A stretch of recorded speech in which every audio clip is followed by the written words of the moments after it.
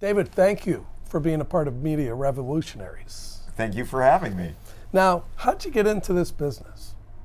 Well, I've had an interesting journey. So I started out as an engineer in the auto business, but was always interested in data and the use of data for new solutions. So in the late 90s, I got interested in data for advertising. That caused me to start Digitas, just as Yahoo was getting started, AOL was getting started, and we applied data to advertising. I then sold that business, helped Publicis work on that for a bit, and went on to data with Akamai.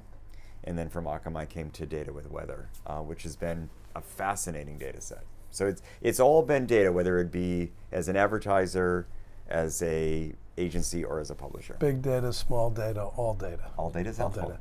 So did you ever have a mentor during this time? I've been lucky to have mentors in each of those phases. So if I go back to Bain, where I started, my mentor was Arit Kadish, who is the chairman there. And where she was helpful is I would do analysis about the averages and what the client should do. And she would say, David, an average person has one tit and one ball. Average people are irrelevant. You have to understand the individual. And it helped me really understand the importance of getting under the data and looking at precise segments and precise individual patterns, not trying to ever make a decision based on averages. Other mentors? Yeah, so then I would say in the Publicis era, Maurice was a terrific partner. I spent a lot of time with Maurice, really understanding how what we did applied in different cultures. The French culture is very different from the American culture, and of course, Publicis was much more global than Digitas, and I learned a lot about how to work on a worldwide basis there. And at Akamai, I worked with Dr. Tom Layton, who did all the original algorithms to connect phone companies to create the internet, and that taught me to really understand computer science and what was possible. And I needed all of those mentors to help me with weather. Now, as you look back, what was your greatest setback and how did you deal with it? Well, without naming names, I would say there are at least 3 occasions where I promoted someone too quickly, and I promoted them out of loyalty because they had done a great job in the past role, whether they be great at client service or great at analytics. But when you promoted somebody too early and they can't do the management job, then you have this horrible dilemma of what you can't really demote them, so you lose a good person, and you've got a hole. And so I've tried. I think I've done better as I've gotten older to be a little slower on promotion and make sure people are really ready for the management job before you give it to them. What about your greatest accomplishment, recognizing that there's more to come?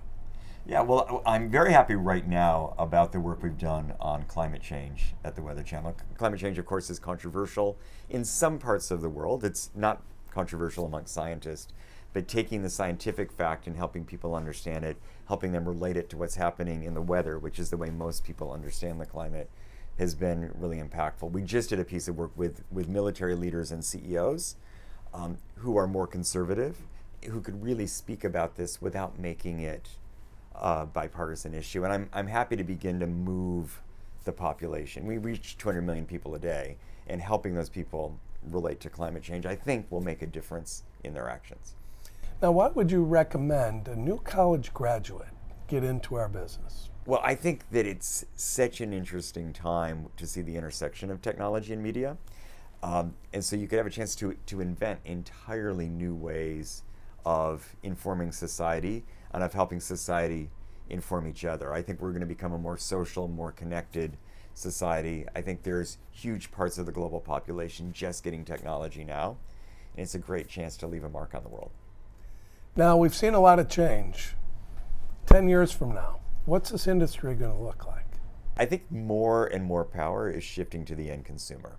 I think the distributors are not going to control the programming. The programmers are going to have to serve different consumers. We're giving more voice to citizens to tell their part of the news. So I feel like we're going to become a much more democratic society, a much flatter society. I think it's a good thing for news and media. And I think it's a good thing for the economics, but definitely you're going to have to earn your keep. You're not going to be able to just push ads at people. They're going to choose what they're going to watch and engage with. You're not going to shoot programming at people. They're going to choose what they're going to watch and when. So you got to earn it. So hopefully the creative bar will be raised. David, thank you for being a part of our series. I'm glad to do it, David. Thank you.